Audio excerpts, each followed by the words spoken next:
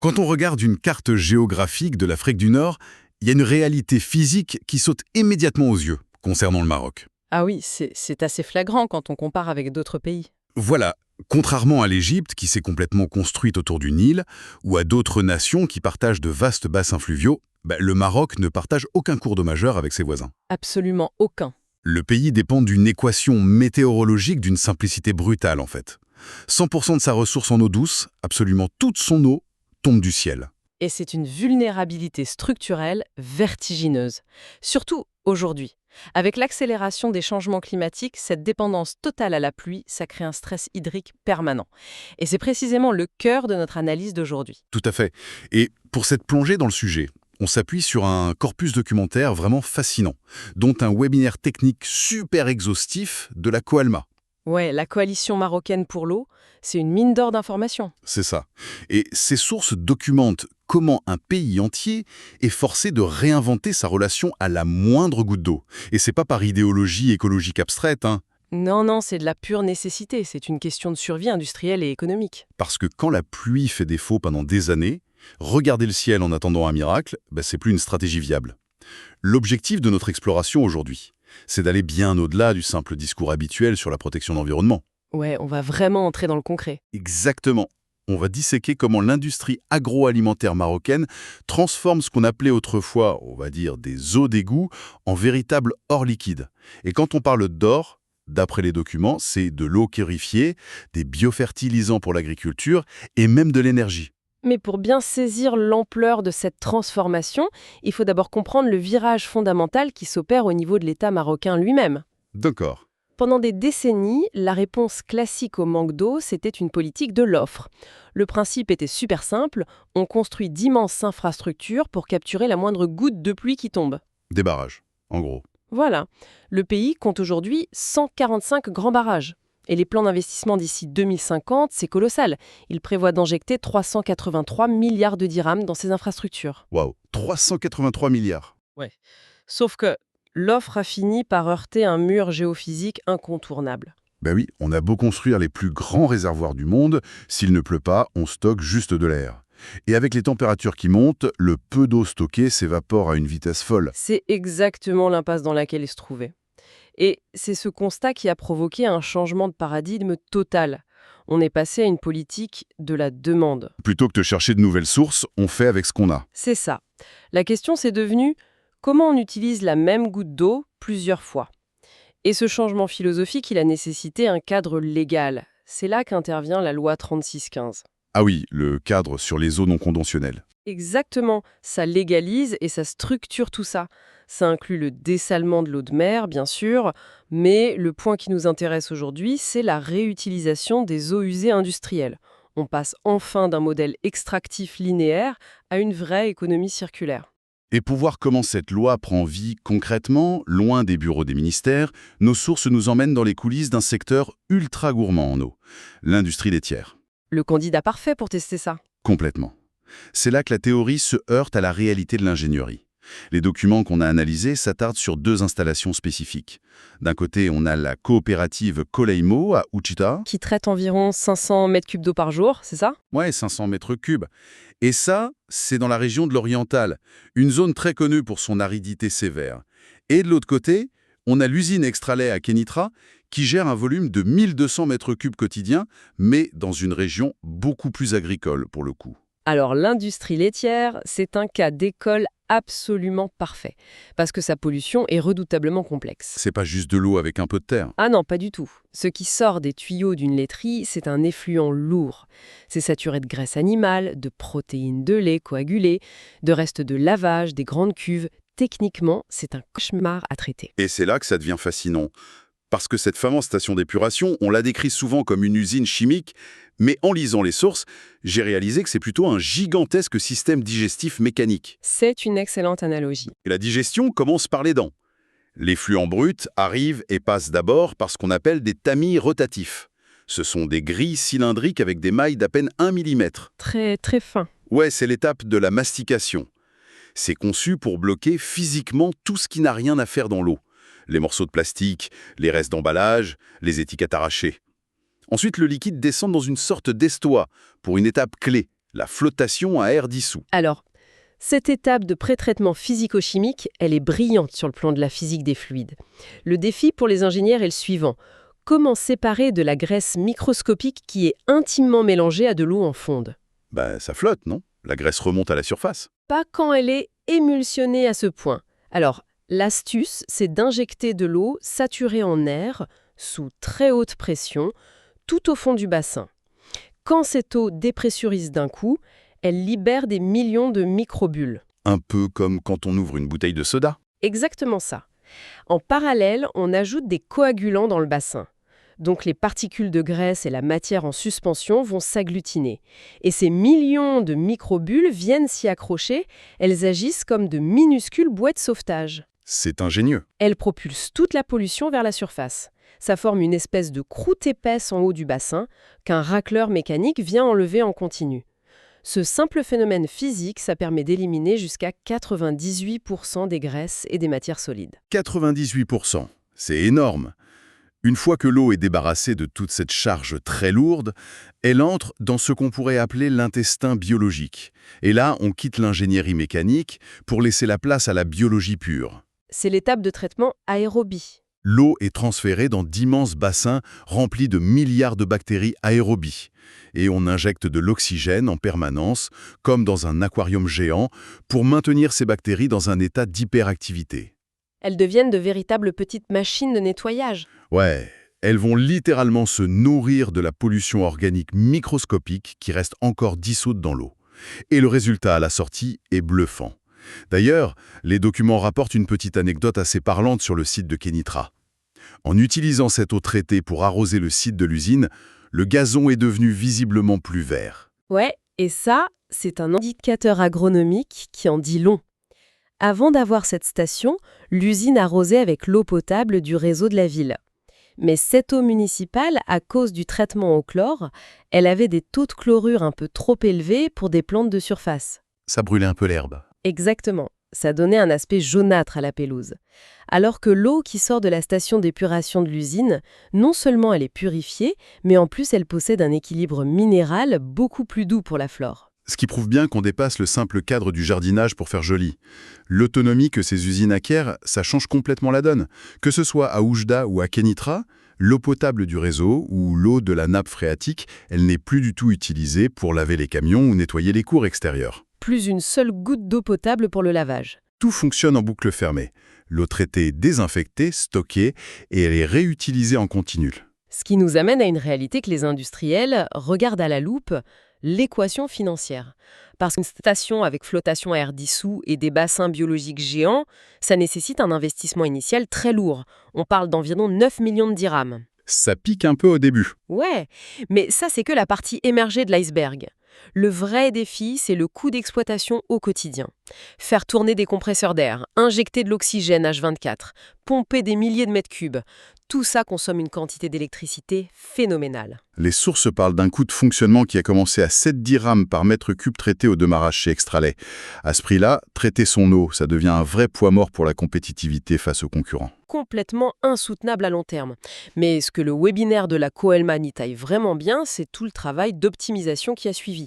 Les ingénieurs se sont pas contentés d'allumer les machines, ils ont installé des variateurs de fréquence sur tous les moteurs. D'accord, donc au lieu de tourner à fond tout le temps. Voilà, au mieux qu'une pompe tourne à 100% même quand il y a peu d'eau, le variateur ajuste la vitesse en temps réel selon le débit exact. C'est un peu comme le régulateur de vitesse sur une voiture. Ils ont aussi affiné le dosage des produits chimiques au millilitre près. Et le résultat sur la facture? En 6 mois de réglage, le coût d'exploitation a été divisé par 2. Il est tombé entre 3 et 3,5 dirhams le mètre cube. Ah oui, c'est spectaculaire. À ce stade, on voit bien que la démarche écologique, elle croise enfin la logique économique. Mais attendez, il y a une loi fondamentale en physique, rien ne se perd, rien ne se crée. Tout se transforme. Exactement. Si l'usine extrait 98% des graisses avec des microbules, et si les bactéries dévorent la pollution organique, cette matière, elle disparaît pas par magie. Elle s'accumule quelque part. On se retrouve forcément avec des tonnes de résidus physiques. C'est le grand paradoxe du traitement de l'eau. Plus l'eau qui sort est propre, plus on génère de la boue en amont. C'est ce fameux défi des déchets solides.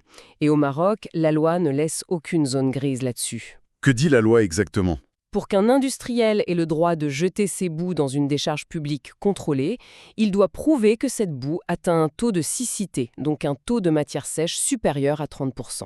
Et 30%, ça a l'air techniquement d'être un casse-tête infernal. C'est un mur technologique, parce que l'eau dans ces boues biologiques, elle n'est pas juste autour, elle est piégée à l'intérieur même des cellules des bactéries mortes. Ah, on peut pas juste les l'essorer comme une éponge. Non, voilà. Même en passant ces boues dans d'immenses presses mécaniques ou des centrifugeuses industrielles, la majorité des usines plafonnent autour de 20 ou 25% de siccité. Donc elles se retrouvent avec 2 à 8 tonnes de boue humide tous les jours sur leur parking, et elles n'ont pas le droit légalement de les mettre en décharge. C'est l'impasse. Face à ce mur, la solution qu'elles ont trouvée, c'est d'arrêter de voir cette boue comme un déchet toxique et de commencer à la regarder comme une ressource agronomique. Exactement, un engrais potentiel. D'accord, mais là, faut qu'on pose la question qui fâche. On parle de prendre les restes visqueux d'une usine industrielle et de les étaler directement sur des terres agricoles. Des terres qui produisent la nourriture qui finit dans nos assiettes. Moi, je pense direct aux détergents pour nettoyer les cuves, à la soude caustique, aux métaux lourds, sans parler des bactéries pathogènes. C'est une réaction très naturelle. Comment ça peut être légal ou même sûr pour l'environnement? Ce scepticisme, il est au cœur du processus réglementaire. La réponse tient en 2 mots techniques, très importants dans nos sources, le réseau séparatif. Le réseau séparatif. Ouais. La conception même de ces usines modernes garantit qu'il n'y a absolument aucun croisement dans les tuyaux.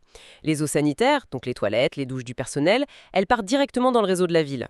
Elles touchent jamais l'eau de l'usine. Ok, donc la boue qu'on récupère à la fin, c'est techniquement que du violet, de la graisse animale et des bactéries mortes. Zéro agent pathogène humain. Précisément. Et pour ce qui est des détergents et de la soude caustique dont vous parliez, ils sont complètement neutralisés pendant le traitement physico-chimique en amont. Le pH est équilibré avant même que l'eau ne touche les bactéries du bassin. D'accord, donc c'est clean. Totalement. Les analyses labo montrent que ce qui ressort sous forme de boue, c'est une mine d'or agronomique. C'est hyper concentré en azote, en phosphore et en calcium. Ce sont les briques de base de n'importe quel engrais qu'on achète dans le commerce. Et il y a d'ailleurs tout un écosystème commercial qui s'est structuré autour de ça. Les documents mettent en avant une entreprise suisse, Éléphant Vert, basée à Meknès, qui a flairé le potentiel. Au lieu de laisser les usines galérer avec ces volumes de boue, ils viennent les récupérer. Ouais, ils en font du compost. Voilà. Ils mélangent ces boues laitières avec du fumier agricole traditionnel, des déchets verts, et ils lancent un compostage à grande échelle. Et à la fin, ça donne un biofertilisant certifié d'une telle qualité qu'il est exporté à l'international. C'est le circuit court parfait. Et face à ça, les agriculteurs de la région de l'Oriental ont même commencé à scriser les intermédiaires. Ils viennent avec leurs propres tracteurs récupérer les boues direct à la sortie de la coopérative Colaïmo pour enrichir leurs champs. L'industrie se débarrasse d'un problème, et les sols fatigués récupèrent de la matière organique qui garde l'humidité et nourrit la terre. Mais si cette boucle vous semble déjà impressionnante, il faut absolument qu'on parle du cas de figure extrême. Parce que traiter de l'eau de lavage, c'est une chose, mais l'industrie laitière, elle produit un autre type de déchets qui est d'un tout autre niveau. Ah oui, le fameux 3e cas d'étude, l'usine de Meknès, c'est là que l'ingénierie affronte ce qu'on pourrait vraiment appeler le boss final de la pollution industrielle, le lactosérum. Le fameux queue-lait. Pour bien visualiser, le lactosérum, c'est ce liquide un peu jaune, un peu trouble, qui reste quand on fabrique du fromage. À première vue, ça a l'air inoffensif, mais si on a le malheur de déverser ce liquide directement dans la station d'épuration dont on vient de parler, avec nos fameuses bactéries aérobies, les bactéries font une indigestion massive et meurent sur le coup. Ouais, la charge est beaucoup trop forte. Et l'indicateur scientifique pour mesurer ça, c'est la DCO, la demande chimique en oxygène. Pour faire simple, ça mesure la quantité d'oxygène qu'il faudra pour dégrader chimiquement toute la matière organique dans un liquide. Ok. Pour vous donner un ordre d'idée, une eau usée de ville, ça a une DCO d'environ 500 à 800 mg par litre. Le lactosérum de la fromagerie de Meknès, il affiche une DCO de 50 000 mg par litre. 50 000. C'est presque 100 fois plus concentré que les égouts de la ville. Concrètement, qu'est-ce qui se passerait si une usine balançait ça directement dans une rivière? Ce serait un carnage écologique, une asphyxie totale de la rivière. Les micro-organismes naturels se mettraient à manger cette matière organique ultra riche. Mais pour faire ça, ils aspireraient tout l'oxygène de l'eau. En quelques heures, le taux d'oxygène tombe à 0. Et tout meurt. Les poissons, les plantes, tout suffoque. À Meknès, entre ce lactosérum et les vieux yaourts périmés, l'usine balançait une charge polluante de 13 tonnes de DCO par jour. Essayer de traiter ça en injectant de l'oxygène avec des compresseurs, ça demanderait une électricité astronomique. L'usine ferait faillite. Donc face à cette véritable bombe énergétique, la solution, c'était plus de chercher à la détruire avec de l'air, mais au contraire de l'enfermer et de la laisser fermenter dans le noir total. C'est le principe du digesteur anaérobie. Une immense cuve de 4000 mètres cubes, scellée, sans aucune trace d'oxygène. Et là, la biologie est radicalement différente. On utilise des bactéries anaérobies, qui vivent strictement sans oxygène. Et un détail super intéressant, dans les sources et souches bactériennes, elles sont souvent importées d'Allemagne et développées à la base pour l'industrie du papier. Pourquoi l'industrie du papier? Parce que ces microbes adorent les environnements saturés en calcium. Et le lait, par définition, c'est bourré de calcium. Mais attention, travailler avec ces bactéries, c'est de la haute voltige. Elles sont extrêmement capricieuses et fragiles. Fragile, le mot est faible. L'effluent qui rentre dans cette immense cuve de fermentation doit d'abord passer par des échangeurs thermiques pour être maintenu à une température chirurgicale de 37 degrés Celsius. Pourquoi cette obsession absolue de la température? Parce que leur fenêtre de survie est minuscule. Imaginez un digesteur de 4000 m3 en plein soleil au Maroc. L'été, il fait 45 degrés dehors, et l'hiver, la nuit, ça frôle le zéro. Si la température dans la cuve baisse de 2 malheureux degrés, les bactéries se mettent en veille et arrêtent de bosser. Si ça monte trop, elles cuisent et elles meurent. Ouch! Et en plus, elles exigent un régime alimentaire parfait. Ouais, c'est là que les ingénieurs deviennent carrément des nutritionnistes pour microbes. Les documents insistent beaucoup sur le ratio carbone-azote-phosphore. Le lactosérum, ça amène énormément de carbone, mais ça manque du reste. Donc si les capteurs voient que l'azote baisse, les opérateurs injectent de l'urée industrielle. S'il manque du phosphore, on ajoute de l'acide phosphorique. C'est vraiment une recette de cuisine réglée au gramme près pour que le festin s'arrête jamais. Et cet effort de dingue, il est ultra rentable, parce que le déchet que ces bactéries produisent après digestion, c'est un trésor absolu pour nous, le biogaz. En dégradant ces molécules complexes sans oxygène, elles lâchent un gaz composé à 60 ou 70% de méthane pur. Les volumes de la Coalma donnent le vertige. La cuve de Meknès produit 5000 normomètres cubes de biogaz tous les jours. Et ce gaz, il n'est pas stocké ou brûlé bêtement. Il part direct dans les chaudières de l'usine pour chauffer l'eau qui pasteurise le lait. L'impact financier? L'usine a baissé sa consommation de diesel de 30%. Ça fait une économie de 3 millions de dirhams chaque année. 3 millions. L'usine fabrique carrément son propre carburant et on parle d'un retour sur investissement en 6 ou 7 ans pour ces installations. C'est plus juste pour faire plaisir au ministère de l'Environnement, c'est un vrai bouclier contre la hausse des prix de l'énergie mondiale. Exactement. Mais du coup, ça soulève une question évidente. Si une usine peut diviser son eau par 2, transformer sa boue en engrais qui se vend bien et faire des millions d'économies en gaz naturel avec ses déchets, qu'est-ce qui coince là?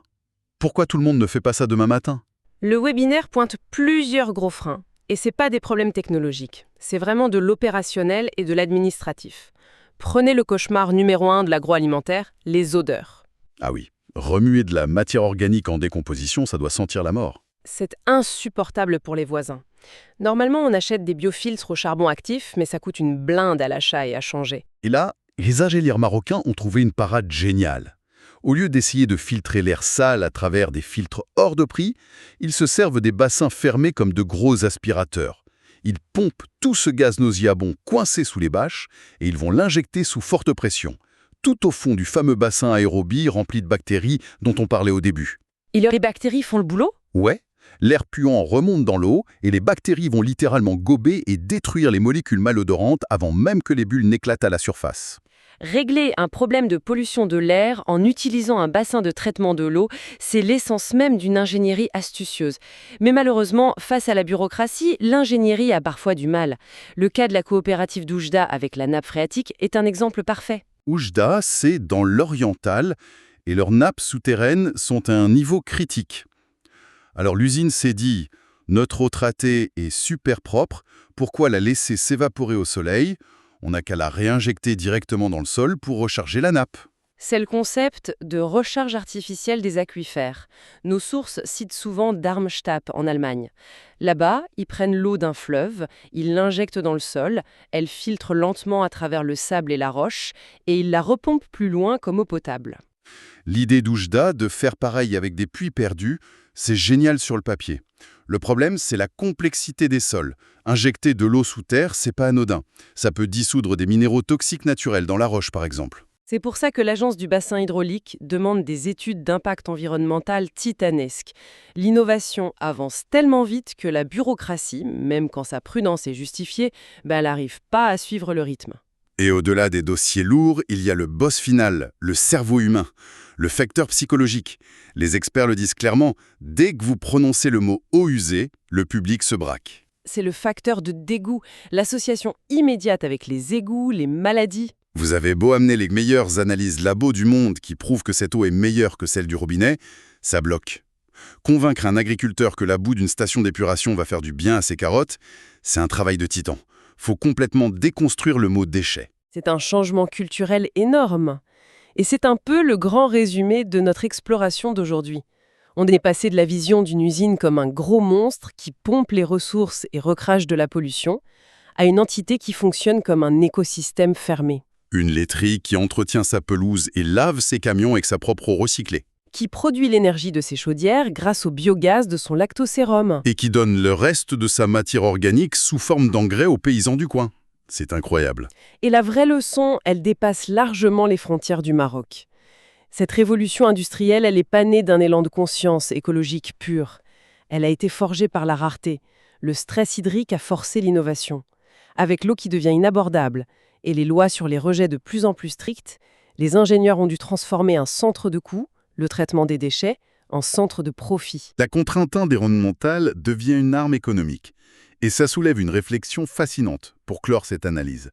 Si des ingénieurs peuvent prendre un truc aussi agressif que le lactosérum ou une eau de lavage pleine de gras animal et y voir assez d'énergie thermique pour remplacer des millions de dirhams de diesel, ça force vraiment à regarder le monde autrement. Ah, ça, c'est sûr. Quels autres déchets massifs qu'on produit tous les jours dans nos villes, dans nos maisons, est-ce qu'on continue bêtement d'appeler des poubelles ?